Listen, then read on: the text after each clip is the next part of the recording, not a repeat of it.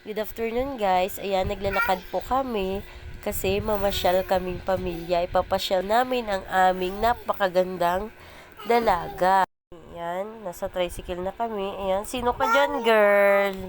Diba, ingay niya. Tricycle pa lang sinakyan namin guys, papuntang Concepcion kasi doon kami sasakay ng jeep. So pagdating namin ng Santa Lucia, tulog na aking dalaga. At nung nagising na siya, ayan, bumaba na siya at naglakad na siya. Napakabilis ng panahon. Kung dati karga-karga lang namin siya pag gumala kami, ngayon ay may sarili ng mundo. Thank you Lord.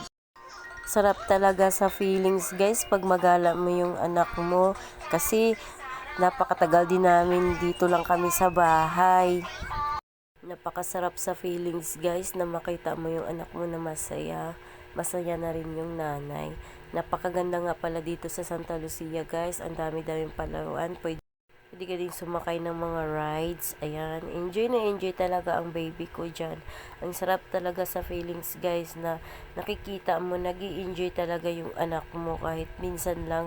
Yan, napakaswerte ng anak natin guys dahil napapasyal natin sa mga ganyan. Samantalang tayo dati, tamang tagu-taguan lang sa bahay. Dan pagka uwi naman namin, tulog na naman siya. Napagod siya, masyado niyang in-enjoy ang laro. At yun lang, bye guys!